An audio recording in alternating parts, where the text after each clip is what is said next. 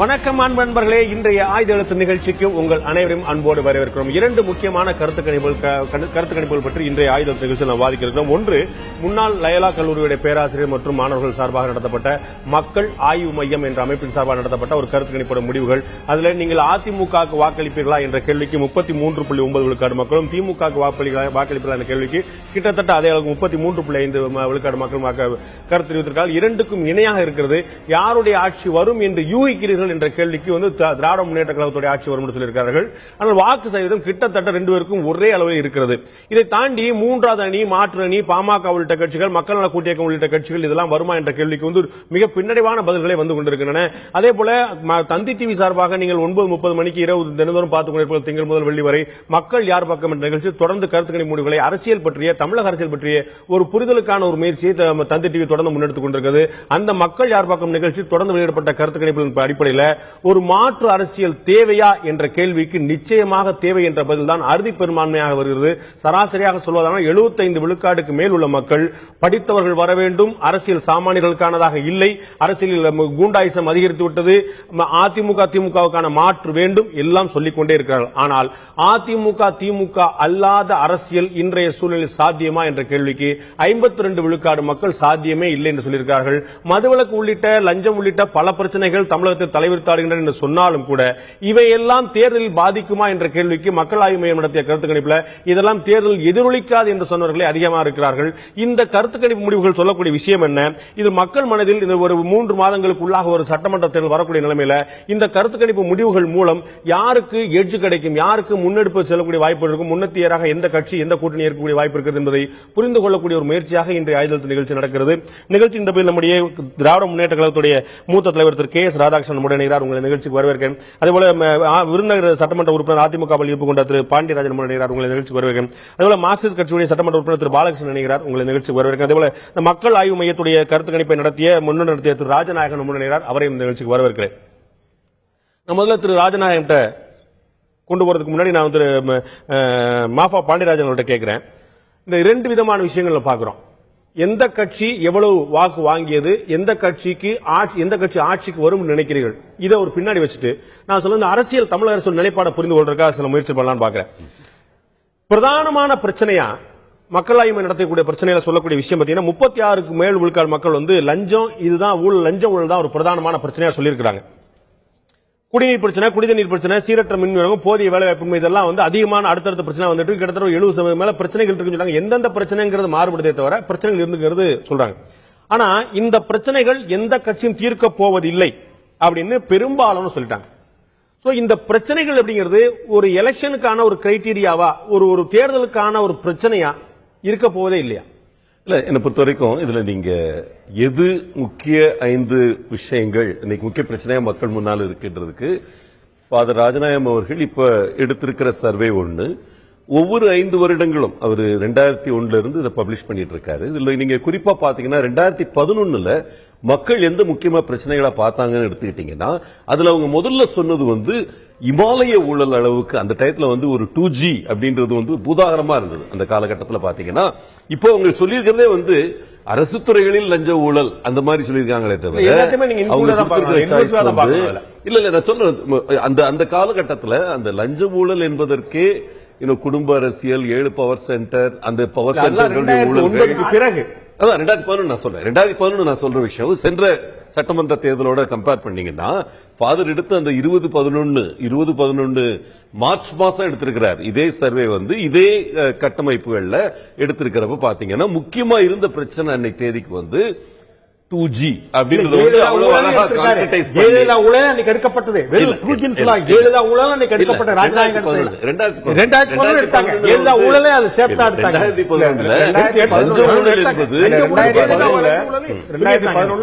அவருடைய கணிப்பு முடிவுகள் ஏடிஎம்கே தான் அட்வான்டேஜ் சீட்டா தான் சொல்லியிருந்தாங்க. ஏடிஎம்கே அட்வான்டேஜ் சொல்லியிருந்தாங்க. அந்த டயத்துல அந்த சீட்டுக்குள்ள நான் கொஞ்சம் இறுதியா நான் போக விரும்புறேன். அதற்கு முன்னாடி எனக்கு இந்த பிரச்சனைகள் இருப்பதை மக்கள் உணர்கிறார்கள். கரெக்ட். லஞ்சம் இருக்குது, குடிநீர் பிரச்சனை இருக்குது, மற்ற பிரச்சனை இருக்குன்னு உணர்கிறார்கள். ஆனால் இதை யாருமே தீர்க்க மாட்டாங்க அப்படின்னா எல்லாருமே சொல்றாங்க.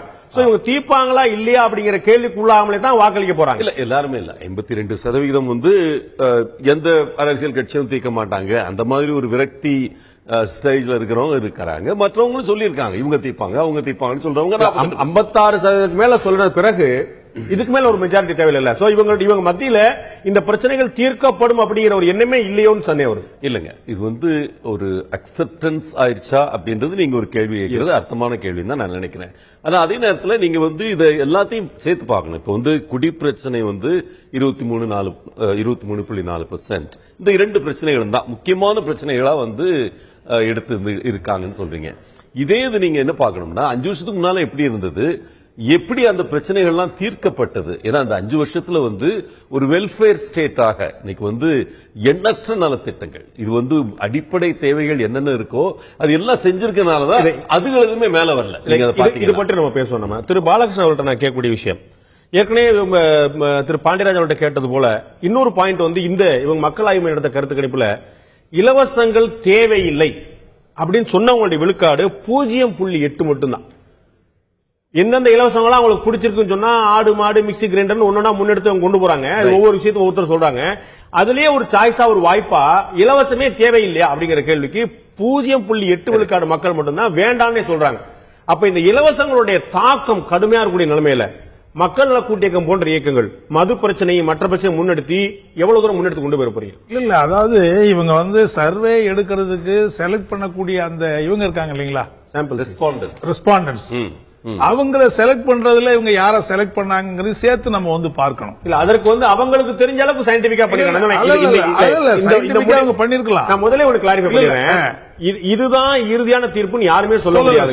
மக்கள் மனசுல இருக்கக்கூடிய அந்த எக்ஸாக்டான விஷயத்தை யாராலும் கண்டுபிடிக்க முடியாது. நாங்க தந்தி டிவி நடத்திய சொல்லிடுறேன். இல்ல அதாவது மக்களுடைய நிலை ஒண்ணு, இவங்க ரெஸ்பாண்டன்ஸ் எந்த அளவுக்கு செலக்ட் பண்ணாங்கிறது ஒரு சின்ன அளவுக்கு சின்ன பாயிண்ட் அதுலயும் இருக்குன்னு வைங்க.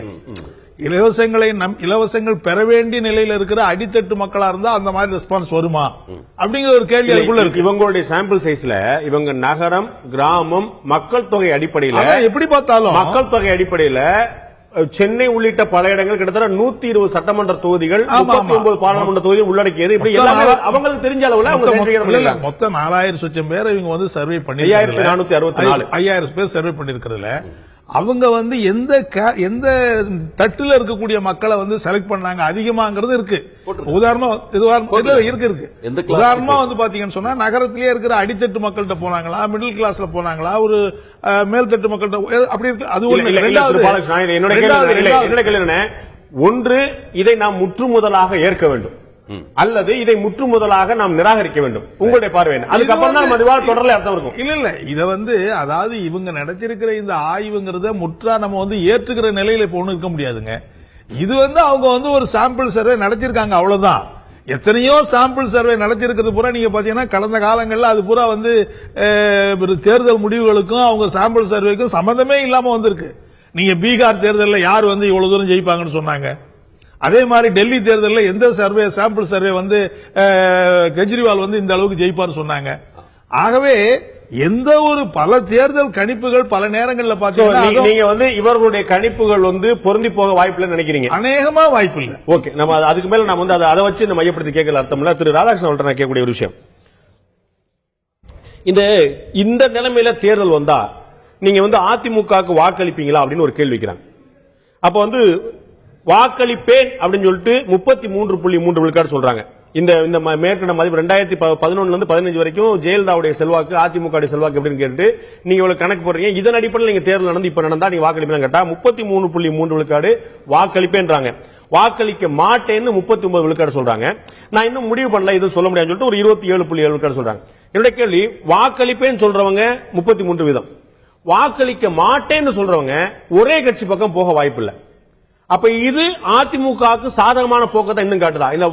இப்போதைக்கு சொல்ல முடியாங்க 27 எல்லா பக்கம் ஸ்பிளிட் ஆகலாம். இல்ல முதல்ல உங்க தோழர் பாலகிருஷ்ணன் சொன்னது போல இதே ஆய்வுகள் நடத்தும் போது அதிமுகவுக்கு ஆதரவா வரும்போது அது உண்மை நடக்கும், அது நேர்மையா நடந்ததுன்னு ஒரு சில சொல்லுவாங்க.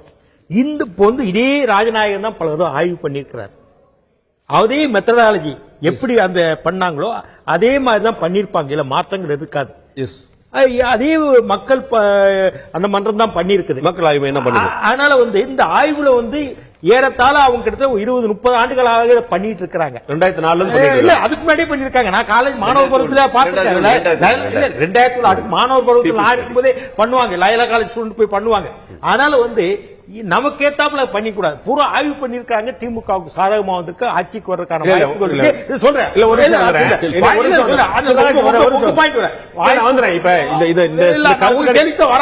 கருத்து கணிப்பு முடிவு பொறுத்த அளவுக்கு நம்ம பேசின அளவுல திரு பாண்டியராஜன் அவர்கள் முழுமையாக ஏற்கவும் இல்ல, முழுமையாக எதிர்க்கவும் இல்ல. சில விஷயங்கள் அவர் ஏற்கிறார், சில விஷயங்கள் மறுக்கிறார். நம்ம புரிந்து கொண்ட வகையில திரு பாலகிருஷ்ணன் அவர்கள் முழுமையாக நிராகரிக்கிறார்.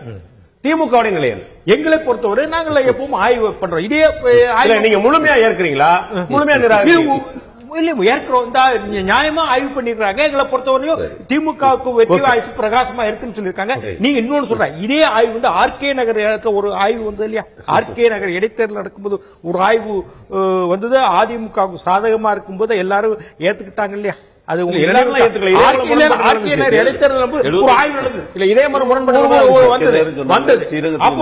அதே ஆய்வுல 10% 15% அதிமுக குறைஞ்சிருக்கு.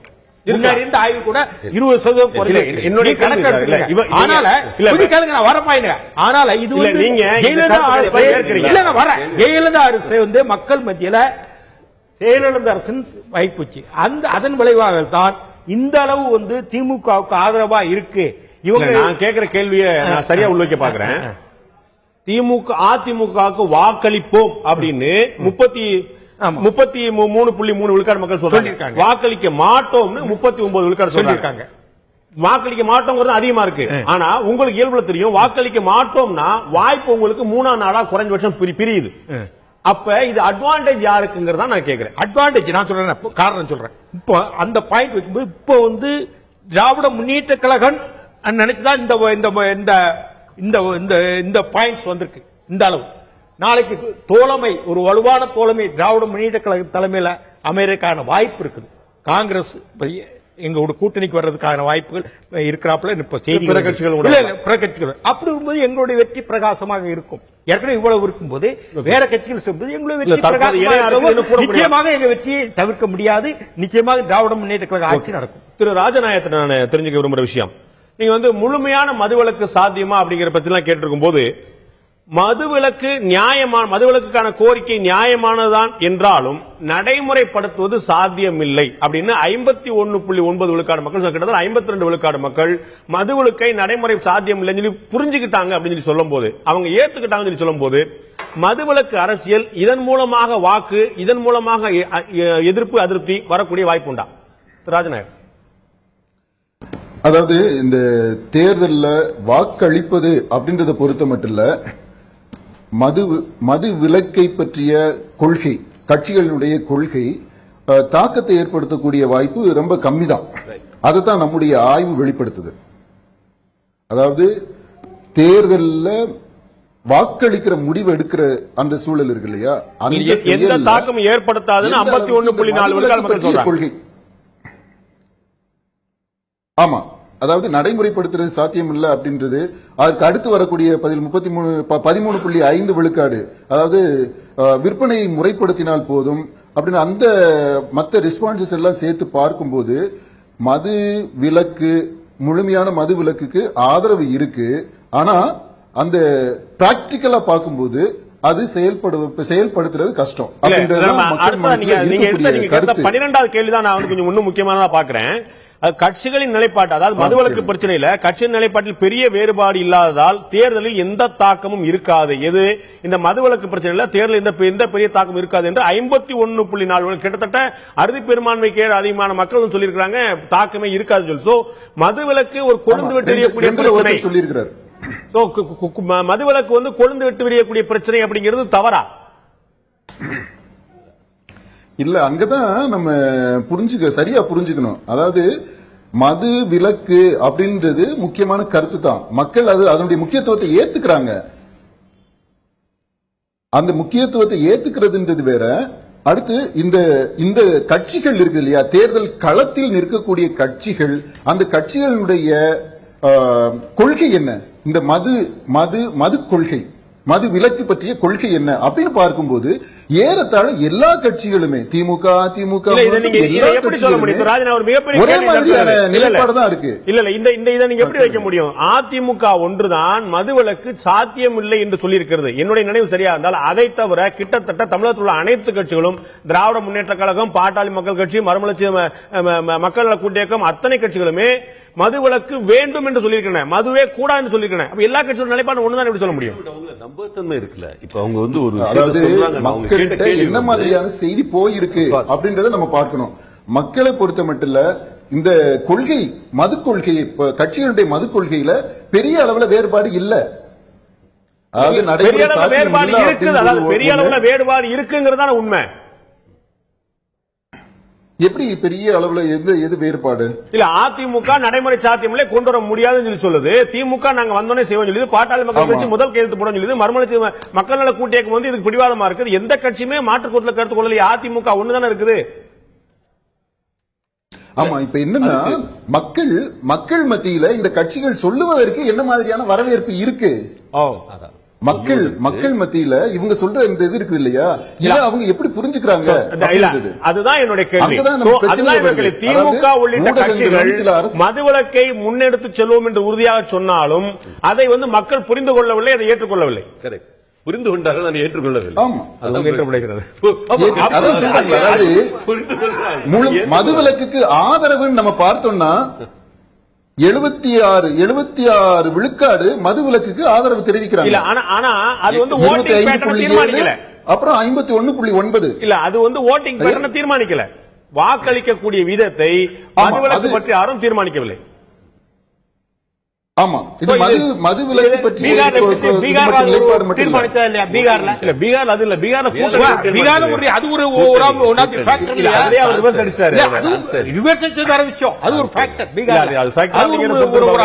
ஒரு சிறிய இடைவெளி எடுத்துக்கொண்டிருக்கின்ற இடைவெளிக்கு பிறகு இன்னொரு முக்கியமான விஷயம் என்று கேட்டுக்கொண்டிருக்கிறது. 2 விதமான கருத்து கணிப்புகள் இந்த தகவலே மக்கள் ஆய்வு மையத்திலே வந்திருக்குது. யாருடைய ஆட்சி அமையும் என்ற கேள்விக்கு திமுக ஆட்சி தான் என்று 37.7 விழுக்காடு, கிட்டத்தட்ட 38 விழுக்காடு மக்கள் சொல்றாங்க. அதிமுக ஆட்சி என்று 35.7 மக்கள். இது வந்து அவர்களுடைய யூகமாக இருக்கிறது. அதே சமயம் நீங்கள் யாருக்கு வாக்களிப்பீர்கள் என்ற கேள்விக்கு அதிமுக 33.3 விழுக்காடும், திமுக 33.1 விழுக்காடு வந்திருக்கிறது. கிட்டத்தட்ட சமநிலையாக வந்திருக்கிறது. இந்த யூகத்துக்கும் தாங்கள் அளிக்கக்கூடிய வாக்குக்குமான வித்தியாசம் என்ன? எது நடைமுறை சாத்தியம்? நான் திரு பாலகிருஷ்ணன் அவர்கிட்ட கேட்க விரும்புறேன். நீங்க வந்து ஏற்கனவே இந்த கருத்து கணிப்பை நீங்க முற்று முதலாக நிராகரிக்கன்னு சொல்லிட்டதுனால நான் அதுக்குள்ள போகல உங்களை பொறுத்தளவுக்கு. ஆனா ஒரு ஆச்சரியமான விஷயம் கவனிக்கொண்டு, இதுல வந்து மக்கள் நல கூட்டியக்கத்துக்கான வரவேற்பு மிக குறைவா இருப்பா சொல்லியிருக்காங்க. கிட்டத்தட்ட ஒட்டுமொத்தமாக கூட்டினாலே ஒற்றை இலக்கத்துக்குள்ளதான் கொண்டு வந்திருக்காங்க. மன்னிக்கிறேன், நான் ஒற்றை இலக்கம் சொல்லிட்டேனே. அதை விட்டுவோம் ஒரு பக்கம். இவருடைய கருத்து கணிப்பு முடிவுகள் முழுக்க போய் இப்படின்னே கொள்ளும். 2006 ஒட்டுமொத்த மக்கள் நல கூட்டியக்கத்துடைய ஓட்டு அவங்க எல்லாருமே பெரிய பெரிய இயக்கங்கள் இருந்து கூட்டணி வச்சாங்க. திமுக கூட அதிமுக கூட மாறி மாறி கூட்டணி வச்சா. நான் சொல்றது விடுதலை சிறுத்தைகள், இதே இந்திய கம்யூனிஸ்ட், மார்க்சிஸ்ட் கம்யூனிஸ்ட், அதிமுக 4 இயக்கம் சேர்த்து 2006 11 விழுக்காடு ஓட்டு ஒட்டுமொத்தமாக. 2011 மதிமுக 4 விழுக்காடு பெற்றதாக கொண்டாலும் கூட, போட்டியிடல அவங்க பெற்றாலும் கூட அவர்கள் பெற்ற ஒட்டுமொத்த வாக்கு 10 விழுக்காடு. 2014 ஒட்டுமொத்தமாக கூட்டினால் 6 விழுக்காடு. கடந்த 3 தேர்தல்கள்ல 4 இயக்கத்துடைய ஒட்டுமொத்த கூட்டுத்தொகை அதிகபட்சமாக 11க்கு தாண்டி போல. அதிகபட்சமா நான் சொல்றேன், பீக்கே சொல்றேன். அப்ப இந்த நேரத்தில் நீங்க எந்த நம்பிக்கையை கொண்டு நாங்கள் அதிமுக திமுக மாற்றாக வந்துவிட முடியும்? அதாவது 2014 தவிர மற்ற எல்லா தேர்தல்களையும் நாங்க மற்ற கட்சிகளோடு கூட்டணியில் நிக்கிறோம். அதனால உங்க ஓட்டு குறையதான் இருக்கும். ஏன்னா இல்ல கேளுங்க, ஏன்னா நாங்க வந்து மொத்தமே நீங்க பாத்தீங்கன்னா வந்து 10 தொகுதி 11 தொகுதியில நிக்கிறோம். அதிமுக சார், நீங்க ஒரு விஷயம் ஏற்பீங்க, அதிமுகவும் திமுகவும் தமிழகத்தில் இருக்கக்கூடிய ஆகப்பெரிய 2 கட்சிகள் ஒப்புக்குவீங்களா? அது மாட்டீங்களா? இருக்கு. அவர்களுடைய வாக்கு உங்களுக்கு சேருமா? உங்களுடைய நீங்க 10 தொகுதிகளில் மட்டுமே அவங்க வாக்கையும் சேர்த்து நாங்க கூட்டினா கூட 10 தொகுதியில் அவங்க வாக்கையும் சேர்த்து எங்களை கூட்டுறீங்க. ஆனா மீதி இருக்கிற 224 தொகுதியில எங்க வாக்கு என்னங்கிறத பத்தி நீங்க கேட்கவே இல்லையே.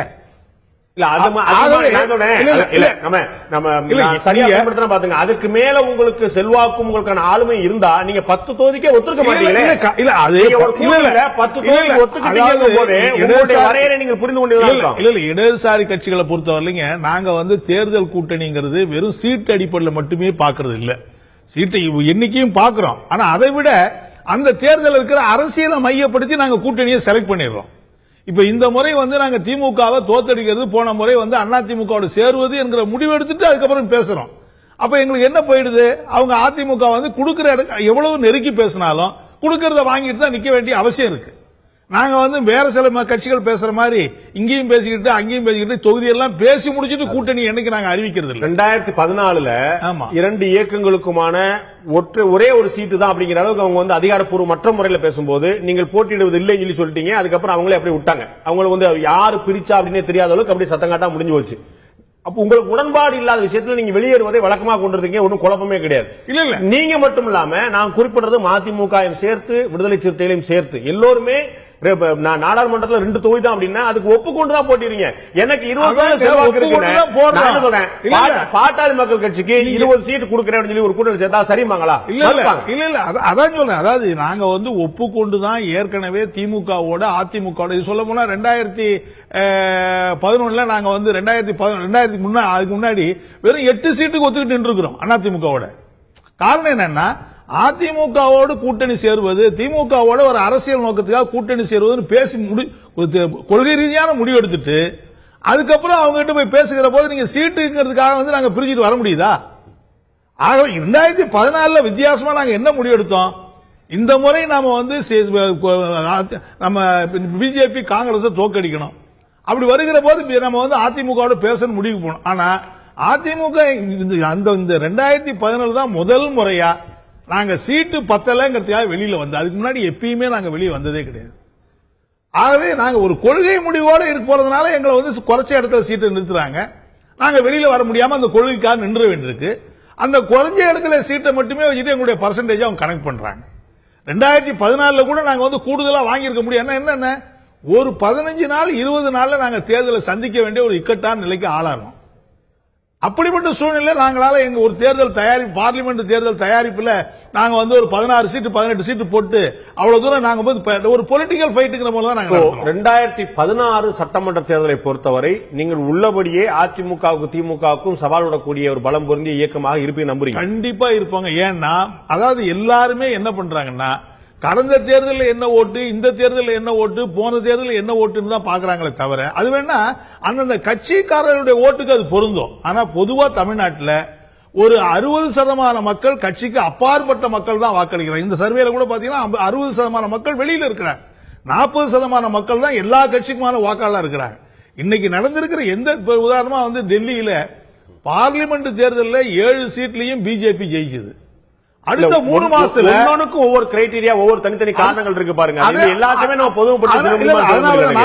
அதனாலதான் நாங்க எந்த நம்பிக்கையில சொல்றோம்னா இந்த தேர்தல் தமிழ்நாட்டில் ஒரு மாற்றம் வர வேண்டும் என்று இளைஞர்கள் முதல் வயது வரைக்கும் எல்லாருமே ஒரு ஆக்கப்பூர்வமான எதிர்பார்ப்போட இருக்கிறாங்க. ஏன்னா திமுக பலமுறை பார்த்தாச்சு, அதிமுக பலமுறை பார்த்தாச்சு, திரும்ப திரும்ப இதை மாத்தி மாத்தி பார்த்தோமே தவிர ஒரு புதிய இது வேணும் என்கிற எதிர்பார்ப்பு இன்னைக்கு இருக்கு.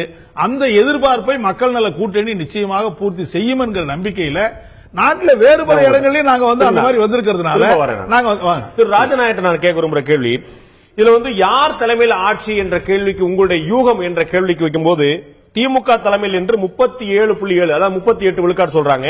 அதிமுக தலைமையில 36 விழுக்காடு, கிட்டத்தட்ட ஒரு 2 விழுக்காடு வித்தியாசம் வருது. திமுக தலைமையில கூட்டணி அமையும் அப்படின்னு சொல்லிட்டு ஒரு யூகிக்கக்கூடிய விஷயத்துல 2 விழுக்காடு கூடுதலா இருக்கு.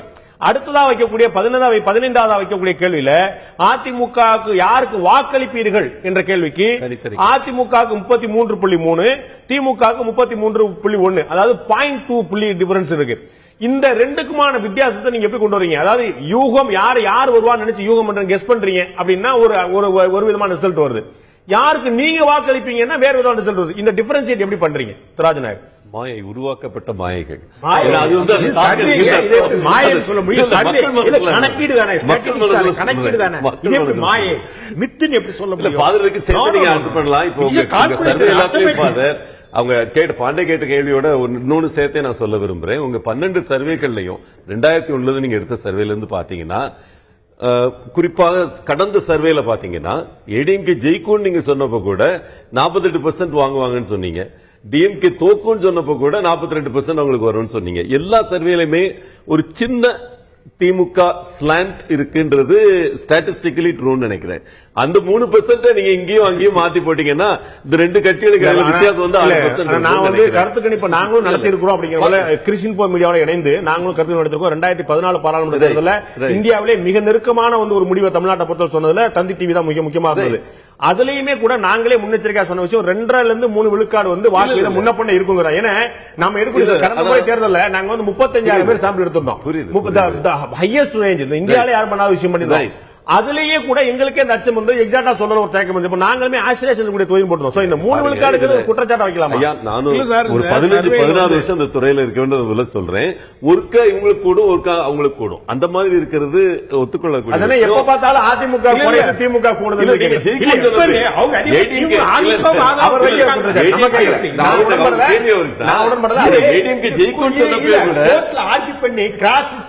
உங்களுக்கு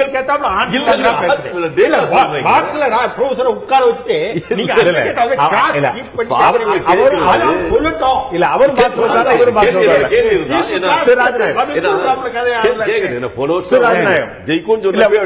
இரண்டுக்குமான பதில்.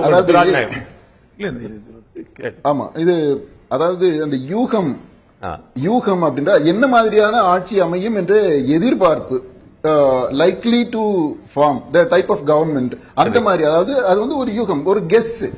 அந்த கெஸ் வந்து என்னன்னா இப்ப பரவலாக மக்கள் மத்தியில என்ன பேச்சு இருக்குதோ அதனுடைய அடிப்படையில அந்த இது மாதிரி பரவலா ஒரு எண்ணம் இருக்கு அப்படின்றத வச்சுட்டு அவங்க வந்து சொல்ல போறாங்க. இப்ப இருக்கிற நிலைமையை பார்த்தா திமுக வரலாம், அல்லது அதிமுக வரலாம், அல்லது பாமக வரலாம் அப்படின்றது. அது யூகம். அதுதான் அந்த 14வது யார் தலைமையில்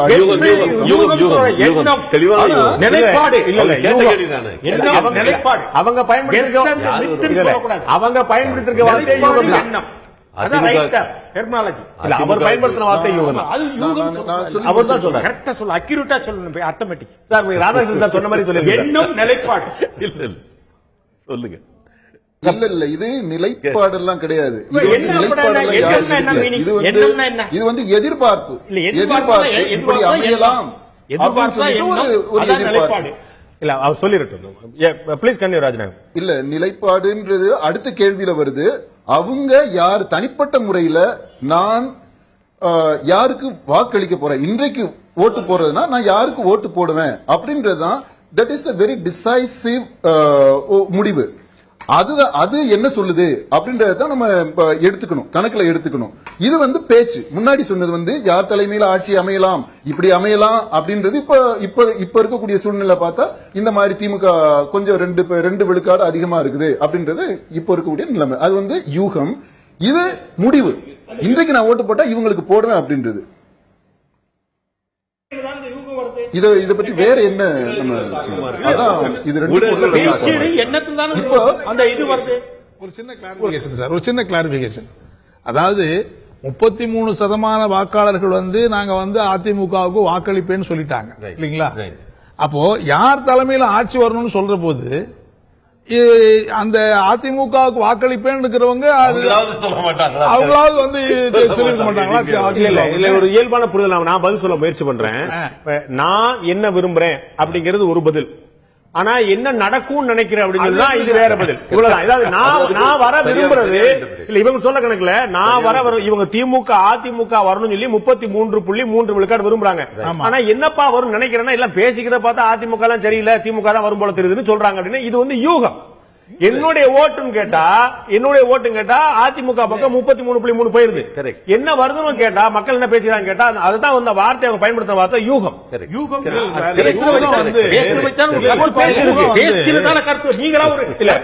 ஒரு நல்ல பாயிண்ட் பேசுற வச்சாலும் ஒரு முடிவுக்கு ஒரு நல்ல பாயிண்ட் வைக்கிறார். அதாவது இவங்க அந்த யூகம் பண்ணக்கூடிய எப்படி பண்ணுவாங்க, அக்கம் பக்கத்துல எல்லாரும் என்ன பேசிக்கிறாங்க பார்த்து வைப்பாங்க.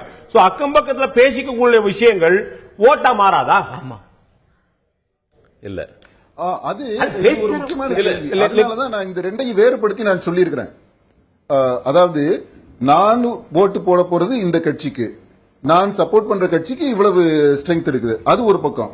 இன்னொன்னு மக்கள் மத்தியில இப்படி ஒரு பேச்சு இருக்கு அப்படின்றது, அதாவது எதை நோக்கி மக்களுடைய எண்ணம் போய்கொண்டிருக்கிறது அப்படின்றத சுட்டிக்காட்டக்கூடியதாக இருக்கு. அதாவது தி டைரக்ஷன் அதை நம்ம தெரிஞ்சுக்க முடியுது. இல்ல இப்ப நீங்க எல்லா கட்சிகளும் நீங்க பாருங்க, அந்த யூகம் எந்த திசையில இருந்திருக்கிறோ அந்த திசையில தான் வெற்றியும் அமைஞ்சிருக்குது. இல்ல இப்ப இதுல கட்சியில விட்டுருங்க திரு ராஜநாயகம், கட்சியில விட்டுருங்க. நீங்க கவனத்தில் கொள்ள வேண்டிய விஷயம் பார்த்தா யூகத்தை எடுப்பீங்களா வாக்கு எடுப்பீங்களா? நம்ம வந்து வாக்கு தான் டெஃபினிட்டா இருக்குது, அதை நம்ம எடுத்துக்குவோம். ஆனா இந்த யூகத்தை வந்து ரிஜெக்ட் பண்ண முடியாது. ஏன்னா அது it points out to direction, ஒரு திசை, பாசிபிள் டைரக்ஷன். ஓகே, இந்த திசையை நோக்கி போகுது அப்படிங்கறத காட்டுது. திரு பாண்டியராஜன் கேக்குறேன், வரேன். ஹைபோதெட்டிக்கல் இது எண்ணம் தானே, எண்ணமே இல்ல எண்ணம் அப்புறம் எப்படி சர்வே பண்ணாங்க கணக்கு வருது இல்லன்னு இல்ல, அது ஒன்று ரெண்டுக்கு வித்தியாசம் சொல்றாரு. நான் திரு பாண்டியராஜன் கேக்குறேன், இது வந்து அவர் சொல்றாரு ஓட்டு யாருக்கு போடுவீங்கிறதா கான்கிரீட், மத்ததெல்லாம் வந்து நம்ம வந்து ஒரு யூகம் தான் சொல்றாங்க. ஆனா பாருங்க அவங்க எடுத்த இதே கருத்து கணிப்புகளிலேயே 2014 ஆகஸ்ட் 2015 2016 மூணு வாக்குகள்ல வேற வேற கட்டங்கள்ல கருத்து கணிப்புல அதிமுகவுடைய வாக்கு வங்கி 43 இருந்து 34.1 குறைந்து 33.3 குறைந்திருக்கிறது. திரு ராதாகிருஷ்ணன் அவர்கள் முதல்ல குறிப்பிட்டது போல அதிமுக வாக்கு வீதம் குறைந்து கொண்டே வருகிறது, திமுக வாக்கு வீதம் கூடிக்கொண்டே போகிறது. இந்த கருத்து கணிப்பை இவரை நீங்கள் ஏற்பதானால் இல்ல, ஃபாதருடைய ட்ராக் எப்பயுமே பாத்தீங்கன்னா இடையில இருந்த அந்த 8.5 மாத ஆட்சியில் மக்களுடைய சாட்டிஸ்பாக்சன் குறைஞ்சிருச்சு.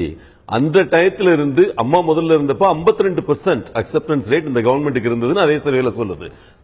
முதல்ல சிஎம்ஆ இருந்த முதற்கட்டத்துல அவர் 3 கட்டங்களா பிரிச்சு சொல்றாரு. 2வது கட்டம் வந்து அம்மா இல்லாத டயத்துல அதிமுக ஆட்சி இருந்தது, ஆனா திரு ஓபிஎஸ் அவர்கள் நடந்த ஆட்சியில அக்செப்டன்ஸ் ரேட்டிங் குறைஞ்சிருக்கு. திரு பன்னீர்செல்வம் தன்னுடைய சுயேட்சான ஆட்சியை நடத்தவில்லை, அதை நீங்களே சொல்ல மாட்டீங்க. அம்மா தலைமையிலான அம்மாவின் உத்தரவுப்படியான பட்ஜெட் படிக்கும் போதே அவருடைய வழிகாட்டுதல் படி தான் சொன்னாங்க. முதலமைச்சராக ஜெயலலிதா இருந்தாலும் பன்னீர்செல்வம் இருந்தாலும் ஆட்சி வந்து ஜெயலலிதாவுடையதான்.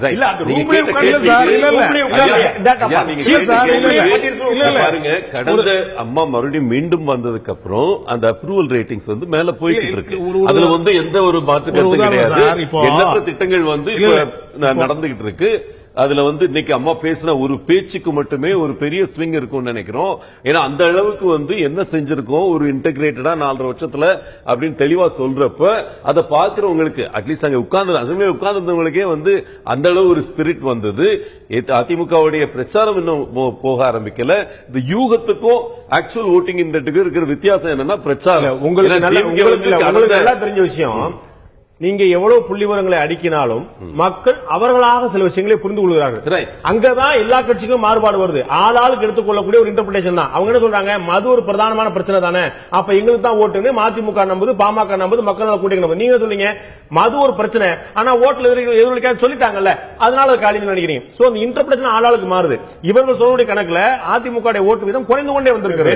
அதுபோக இன்னும் நீங்கள் ஏற்பது போலவே எக்ஸாக்டா ஓட்டிங் மட்டுமே கணக்குல வச்சுட்டாலும் உங்களுக்கும் திமுகவுக்குமான வித்தியாசம் 0.2%, 1 விழுக்காடு கிடையாது, 0.2 விழுக்காடு. இன்னொன்னு, அதிமுகவோட உத்தரவாதமான கூட்டணி யாரும் தெரியல, நீங்க ஏற்கனவே தெரியல. ஆனா திமுகவோட உத்தரவாதமான கூட்டணி 2-3 கட்சிகள் நிச்சயமா காத்திருக்காங்க. சோ அவங்களுடைய வாக்கு உள்ள சேர்ந்தால் இது அதிமுக ஓவர்ரேட் பண்ணாதான். என்னோட ஃபாதருக்கு நான் வைக்க வேண்டிய 2 கேள்விகள் இருக்கு. முதல்ல உங்களுக்கு பதில் தயவுசெய்து அந்த பதிலோட சேர்ந்ததான் அந்த கேள்வியும். ஏன்னா ஒண்ணு டெமோகிராபிக் ரெப்ரசன்டேஷன் வந்து ஃபாதர் எடுத்திருக்கிற முதல்ல அண்ணன் கூட அதை கேட்டாங்க. ஆக்சுவலா ஓட் போட வரக்கூடியவங்க என்ன மாதிரி பெர்சன்டேஜ், எந்த லெவல்ல இவங்க இருக்காங்க, அதை இது சரியாக பிரதிநிதித்துவப்படுதான்றது ஒரு கேள்வி இருக்கு. அவருக்கே தெரியும். முதல்ல நல்லா பார்க்கணும், இந்த விவாதத்தை பார்த்து எல்லா மக்களும் நம்புவாங்க. முதல்ல திரு பாலகிருஷ்ணன் அவர்கள் இந்த கேள்வி எழுப்பிய போது இல்ல முதல் பக்கத்தை காட்டி அவங்க சரியா தான் அதை பிரயோகப்படுத்திருக்காங்கன்னு நீங்க ஆதரவு சொன்னது நீங்க. இப்ப அதிமுக திமுக வித்தியாசம் இருக்கான்னு கேட்ட உடனே இல்ல இது நம்பகத்தன்மை உள்ளதான நீங்க கேள்வி எழுப்புறீங்க. இன்னொரு கேள்வி வைக்கிறேன் சார், இன்னொரு கேள்வி வைக்கிறேன். அவர் கேட்டது இன்னொரு கேள்வி. நான் இந்த சர்வேயை பொறுத்தவரை எனக்கு இருக்கிற டவுட் என்னன்னா சார், இப்ப இந்த 5000 சொச்சு பேர்த்து ஒரே கருத்து தான் கேட்கறாங்க, ஒரே கேள்வி எல்லாத்தையும் கேட்கறாங்க. இதுல வந்து 46.5% முதல்வர் வந்து தனக்கு பிடிச்ச முதலமைச்சர் வந்து காமராஜர் சொல்றாங்க. அது வேற. இல்ல நான் இது சொல்றேன்னா, அதாவது ஓட்டு போடுறதுன்னு பார்த்தாக்கா ஒரு இது சொல்றாங்க, யூகம்னு பார்த்தா இன்னொன்னு சொல்றாங்க. பிடிச்ச முதலமைச்சர் பாத்தீங்க. நான் என்ன கேட்கிறேன், அது வேற சார். அடுத்து வந்து யாரு பிடிக்கணும் அஜித் சொல்லிருக்காங்க. நான் என்ன கேட்கிறேன், ஒரு கட்சிக்கு ஓட்டு போடுறவங்க, ஒரு கட்சிக்கு ஓட்டு போடுறவங்க அது வேற இல்ல சார். இன்னும் ஒரு கட்சிக்கு ஓட்டு போடுறவங்க அந்த கட்சி தலைவர் பிடிச்சதுன்னு சொல்லுவாங்களா, இன்னொரு அதுல நீங்க அப்படி பார்க்க கூடாது. காமராஜர் இன்று இருந்திருந்தால் சார், காமராஜர் இருக்கும். காமராஜர் இப்ப நான் என்ன கேட்கிறேன்னா, ஒரு அதிமுகவுக்கு ஓட்டு போடுறவங்க காமராஜர் முதலமைச்சர் அது பிடிக்கும்னு சொல்லிக்க மாட்டாங்க. திமுக சொல்லிருக்காங்க புரட்சி தலைவர் அம்மா 2 பேரும் சேர்த்து பார்த்து போட்டீங்கன்னா அதை தாண்டுங்க. இல்ல அது உங்களுக்கு உங்களுக்குமான வாக்கு வித்தியாசம் மிக மிக மிக மிக மைனூட்டா குறைவானதா இருக்கு. ஒத்துக்கல நான் சொல்றேன். இதுக்கு 2 காரணத்துக்காக நான் சொல்றேங்க. ஒண்ணு வந்து எல்லா புள்ளியோரையும் ஒத்துக்கிறீங்க, இதை மட்டும் இல்லங்க. அது ஏன் அப்படி வந்திருக்குன்னு சொல்றேன். இது வந்து நம்பகத்தன்மை இல்லாத சர்வேன்னு நான் சொல்லல. ஃபாதருடைய அடிப்படை கிரெடிபிலிட்டி நான் கேள்வி கேட்கல. இந்த ஏன்னா எல்லாத்தையுமே டிரான்ஸ்பரண்டா கொடுத்திருக்காங்க. என்ன பெர்சன்டேஜ் எவ்வளவு போட்டிருக்காங்க என்னன்னு கொடுத்திருக்காங்க. இன்னைக்கு வந்து கருணாநிதி அவர்கள் கூட ஒரு பெரிய அறிக்கை விட்டுருக்கிறாரு. எப்படி வந்து 75% ஜனத்தொகையில 75% வாக்காளர்கள் வராங்கன்னு. அதை பலரும் புரிஞ்சுக்காத ஒரு விஷயம். ஒரு டெமோகிராபிக் டிரான்சிஷன் நடந்துட்டு இருக்கு தமிழகத்தில். ஈவன் கடந்த 5 வருடங்களிலே லைஃப் எக்ஸ்பெக்டன்சி ரொம்ப கூடி இருக்கு. இன்னைக்கு அம்மா சொன்ன வார்த்தைகள் ஒன்னொன்னு பாத்தீங்கன்னா, ஹெல்த் சிஸ்டம்ஸ் அந்த அளவுக்கு இம்ப்ரூவ் ஆயிருக்கிறதுனால நம்ம லைஃப் எக்ஸ்பெக்டன்சி இந்தியாவோட சராசரி லைஃப் எக்ஸ்பெக்டன்சியோட 6 வருஷம் அதிகமாயிருக்கு. என்னுடைய கேள்வி மட்டும் ஐயா, நீங்க இதே டேட்டா ஏற்கல. இதே டேட்டாவை சரியான டெமோகிராபிக் ப்ரொபோர்ஷன் வச்சு போட்டீங்கன்னா டிஎம்கேக்கும் ஏடிஎம்கேக்கும் 6% வித்தியாசம் வரும். அதிகமா இருக்கு. திமுகவோட அந்த பட்டியலில் கூடிய எந்த கட்சியோட எண்ணிக்கையை கூட்டினாலும் அது அதிமுக கூட போயிருது. இல்ல எங்களுக்கு தோழமை வர போறாங்க. இந்த எண்ணிக்கையோட தோழமையும் எங்களுக்கு கூடுதலாகுது. அது போக தோழமை வந்தாதான் அது வருது. வலுவான கூட்டணி அமையும். அது போக தலைவர் பட்டியல ஜெயலலிதாவை விட எங்க தலைவருக்கு வந்து 8.7. தலைவர் பிடித்த இன்னைக்கு வந்து இருக்க தலைவர் காமராஜன் சொன்னார் இல்லையா, இதுல வந்து எங்க தலைவர் வந்து 8.7. அதை கணக்கெடுத்துங்க. அது நீங்க தலைவர் முகத்துக்கு ஓட்டுக்கொள்ளுங்க. எங்க தலைவர் ஓட்டு. அது போக தளபதி ஒரு செகண்ட் சார், ஒரு செகண்ட் சார். அந்த பேப்பரை பார்க்காம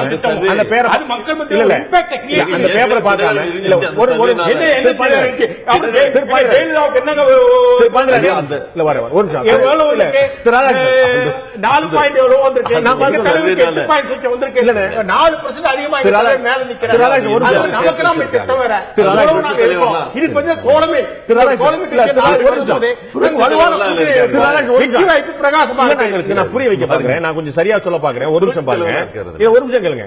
அடுத்த பக்கத்துல நீங்க உங்களுக்கு சொல்லுங்க. நீங்க சர்வேலாம் விட்டுருங்க. ரஜினி பாப்புலரா அஜித் பாப்புலரா சொல்லுங்க.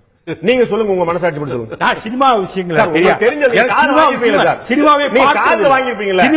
இந்த புள்ளி விவரம் சொல்கிறது ரஜினியுடைய பாப்புலாரிட்டியும் அஜித்துடைய பாப்புலாரிட்டியும் ஒன்று. ரஜினியை விட அஜித் கூடுதலாக அரசியல் வேற சினிமா வேறங்க. இதுல வந்து 4 பாயிண்ட் அரசியல் வேற சினிமா வேற.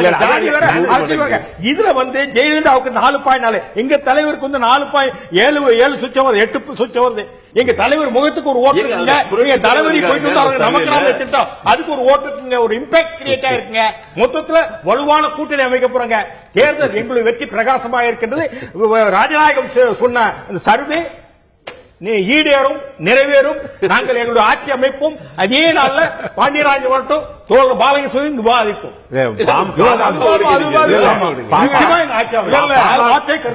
அவரு சொன்ன அடிப்படையில மட்டுமே வச்சுக்கிட்டு நீங்க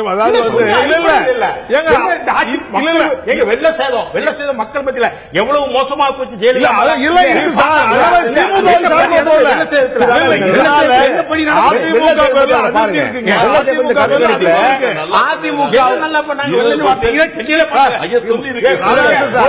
தொகுதியை போய் வாக்காளர் மக்களே ஓட்டு கேட்டாங்க. வெள்ள நிவாரணம் முறையாக வழங்கப்பட்டிருப்பதாக 24 விழுக்காடு மக்கள் சொல்லியிருக்காங்க. நேரடியாக வங்கி கணக்கில் வாங்கினது சூப்பர் சொல்லிட்டு இன்னொரு 24% வந்து சரியா வழங்கப்படவில்லை. நீங்க சொல்லக்கூடிய ஒரு ஆறுதலா போய் வெள்ளத்துல பாதிக்கப்பட்ட முதலமைச்சர் போய் பார்த்தாரா? தமிழ்நாடு முழுவதும் கடலூர் மாவட்டம் போனாங்க, இல்ல தென் மாவட்டம் சொல்லப்பட்டிருக்க விஷயம். வெள்ள நிவாரணம் சிறப்பாக சென்று சேர்ந்திருக்கிறது பாராட்டக்கூடிய விழுக்காடு 50 விழுக்காடு. அதிமுகவுக்கு ஆதரவு வாய்ப்பு அதிகரிக்க வாய்ப்புள்ளது என்று 22.1% சொல்றாங்க. சென்னை நகரத்துல ஒழுங்காக வழங்கப்பட்ட உங்களுக்கு இங்க இருக்க நாம 4 பேருக்கு தெரியும். நான் என்ன சொல்றேன் சார், அதாவது அதிமுக ஆட்சியின் மீது வெள்ள நிவாரணம் போன்ற பல காரணங்களால அதிருப்தி வளர்ந்துகிட்டு இருக்குங்கிறது உண்மை. ஆனா கேளுங்க, அது எந்த சூழ்நிலையும் திமுகவுக்கு ஆதரவா போயிடுச்சுன்னா இப்பெல்லாம் முடிவு பண்ண முடியாது.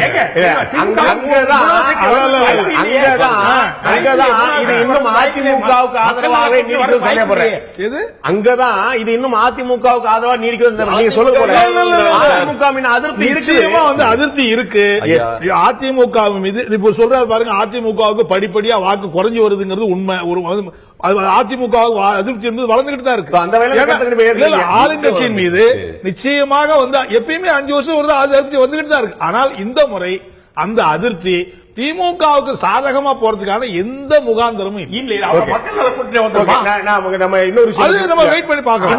சுருக்கமா கேட்ட விரும்புறேன். நம்ம தந்தி டிவில நம்ம மக்கள் யார் பக்கம் நிகழ்ச்சியில தொடர்ந்து நம்ம இந்த கருத்து கணிப்புல கொண்டு வந்துட்டு இருக்கோம். இதுல ஒரு கேள்வி தமிழ்நாடு பாலிடிக்ஸ் தனி மனிதர்களை சார்ந்தான் இருக்கிறா, சித்தாந்தங்களை தாண்டி தனி மனிதர்கள் சார்ந்தா இருக்கிறாங்க. இடதுசாரி இயக்கங்கள் எப்பயுமே ஒரு மனிதரை முன்னிறுத்தாமல், நல்ல கண்ணு உட்பட ஒரு மனிதரை முன்னிறுத்தாமல் நீங்கள் எப்பவும் சித்தாந்தத்தை முன்னிறுத்தக்கூடிய விஷயங்கள். ஆனா கிட்டத்தட்ட 65 விழுக்காடு மக்கள் இது சித்தாந்தங்களை தாண்டி தனி மனிதர்களை நம்பித்தான் இருக்குன்னு சொல்றாங்க. இப்ப அதிமுக ஜெயலலிதா, திமுக கருணாநிதி ஒரு முகம் இருக்குது. ஜெயலலிதா வேணுமா வேண்டாமா, கருணாநிதி வேணுமா வேண்டாமா, அப்படி மக்கள் முடிவு எடுக்கிறாங்க. மக்களால கூட்டிய கொஞ்சம் சித்தாந்தம் பேசும்போது இந்த அளவுல ஈடுபடும். அதாவது பெரும்பகுதியான மக்கள் அப்படி சொல்றாங்கிறது கரெக்ட். என்னன்னா இன்னைக்கு தமிழ்நாட்டில் இருக்கிற அரசியல் என்பது அப்படிதான் உருவாக்கப்படுது. காமராஜரை முன்னிறுத்தி, எம்ஜிஆரை முன்னிறுத்தி, கருணாநிதியை முன்னிறுத்தி, ஜெயலலிதாவை முன்னிறுத்தி என்று தனிநபரை முன்னிறுத்தி தான் அரசியல் இருக்க வேண்டும் என்று ஒரு நீண்ட காலமான ஒரு பாதை உருவாக்கி வச்சிருக்காங்க. நாங்க அதிலிருந்து மாறுபட்டு தனிநபர்களை முன்னிறுத்துவதனால் மட்டும் பிரச்சனை தீராது. தனிநபர்கள் அல்ல எல்லாத்தையும் தீர்மானிக்கிறாங்க. கிட்டத்தட்ட ஒரு 52 விழுக்காடு மக்கள் அதிமுக திமுக அல்லாத அரசியல் சாத்தியம் இல்லை தமிழகத்தில் சொல்லியிருக்காங்க. அதாவது ரெண்டுல யாரா ஒரு ஆள் தான் வர முடியும் அப்படிங்கிற பார்வையில 52 விழுக்காடு மக்கள் ரொம்ப திடமா இருக்கிறாங்க. இல்லைங்க, அதாவது அதிமுக திமுக இல்லாத அரசியல் சாத்தியமானு சொல்ற 35 பேர் வருங்கிறாங்க. எஸ், இன்னொரு 18 பேர் கருத்து இல்லைங்கிறாங்க. அந்த கருத்து நாளைக்கு மாறலாம். ஆகவே இது பெரிய மடுவுக்கும் மலைக்கும் இருக்கிற பெரிய வித்தியாசம் இல்லை. இது நிச்சயமாக அதிமுக திமுகவுக்கு இல்லாம இருக்கிறது எவ்வளவு 52. ஆகவே இந்த 52 குறையலாம். ஒரு சீக்கிரத்தில் மீது இருக்கிறதெல்லாம் சேர்ந்து கூடுதலா போறதுக்கு வாய்ப்பு இருக்கு. உங்களுக்கு நிகழ்ச்சி பெரிய கேப் அதுக்குள்ள இருக்கலாம் சொல்ல முடியும். ராதாகிருஷ்ணன், நான் கேட்கிற ஒரு விஷயம், இந்த மக்கள் யார் பக்கம் நிகழ்ச்சி நம்ம கருத்துக்கள் சொல்லும் போது தமிழக அரசியல் உடனடியாக மறுசீரமைக்கப்பட வேண்டுமா அப்படின்னா 88 விழுக்காடு மக்கள் மறுசீரமைக்கப்பட வேண்டும் சொல்லி சொல்றாங்க. தமிழக அரசியலுக்கு புதுமுகங்கள் அவசியமா என்ற கேள்விக்கு 90 விழுக்காடு மக்கள் புதுமுகங்கள் அவசியம் சொல்லி சொல்றாங்க. தமிழ்நாட்டில் இருக்கக்கூடிய பிரதான அரசியல் கட்சிகள் கொள்கைகளை கடைபிடிக்கின்றனவா அப்படிங்கிறதுக்கு 56 விழுக்காடு மக்கள் கடைபிடிக்கல அப்படின்னு சொல்லி சொல்றாங்க. சாமானியர்களுக்கு இங்க இடம் இருக்குதா அப்படின்னா 77 விழுக்காடு மக்கள் சாமானியர்களுக்கு இடமே இல்லைன்னு சொல்லி சொல்றாங்க. ஒரு கம்ப்ளீட்டா இருக்கக்கூடிய பிரதான அரசியல் கட்சிகள் அதிமுக திமுக உள்ளிட்ட பிரதான அரசியல் ஒரு அதிருப்தி தெரியுது. ஆனா எப்படி மதுவிலக்கு பிரச்சனையில மதுவிலக்கு வேணும் ஆனால் அது அரசியல் கொண்டு வர மாட்டாங்க நம்புறாங்களோ அது மாதிரி தமிழக அரசியல்ல மாற்றம் வேணும் ஆனால் இப்போதைக்கு சாத்தியம் இல்லைங்கிற நிலைமை. ஒரு நாள் இந்த மாற்றம் எதிர்பார்த்தது வந்தே திரும்ப மக்கள் நிலை மறுப்பீங்களா? மாற்றம் இன்னைக்குள்ள சூழ்நிலைக்கு தான் எதுவும் பேச முடியும். இப்ப அவங்களே சொல்லியிருக்காங்க, இந்த 2 கட்சிகளுக்குள்ளதான் இங்க தேர்தல் களத்துல இருக்க முடியும், வேற ஒன்றும் மாற்றம் இல்லைன்னு உங்க கருத்து கணிப்புல சொல்லி அவர் சொன்னது போல மாற்றுப்பாதையும் கூட அதே அளவுக்கு இருக்குது. மாற்றுப்பாதை மீதி ஒரு 5-6 52 விழுக்காடு இந்த பக்கம் கருத்து இல்லைங்கிறது 48 விழுக்காடு அந்த பக்கம் மீதி ஒரு 4 அதிகமா இருக்கு இல்லையா? ஜியாமெட்ரிக்கல் ரேஷியோல நிலையில அரசியல் ஒரு புது வேட்பாளர் நிச்சயமாக இருக்கும். திரு, உங்களுடைய இறுதியான கேள்வி இதே கேள்விதான். இது மாற்று பார்வை தேடிக்கொண்டிருக்கும் போது ஒரு நல்ல வல்லமை கொண்ட மக்கள் செல்வாக்கு கொண்ட பாப்புலரான ஒரு தேர்ட் ஆல்டர்னேட்டிவ் வந்தால் அதிமுக திமுகவுக்கு ஆபத்துன்னு நினைக்கிறீர்களா? இல்ல, என்னை பொறுத்த வரைக்கும் இந்த புதுமுகங்கள் அப்படின்றதுக்கு நான் எப்படி இன்டர்பிரேட் பண்றேன்னா, இன்னைக்கு தேதிக்கு அனைத்து இந்திய அண்ணா திராவிட கழகம் மட்டும்தான் ஒரு கடைநிலை தொண்டன் கூட ஒரு எம்எல்ஏவாவோ எம்பியாவோ வர முடியும்ன்ற நிலை இருக்கு. இன்னைக்கு உள்ள இருக்கிற 150 எம்எல்ஏக்கள் பாத்தீங்கன்னா அதுல 82 பேர் புதுமுக எம்எல்ஏக்கள்.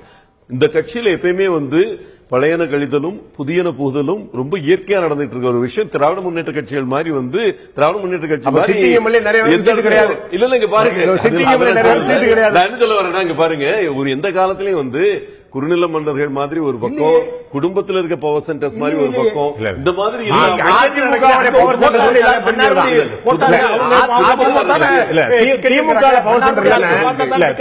Power centre AIADMK power centre சொல்ல முடியுமா?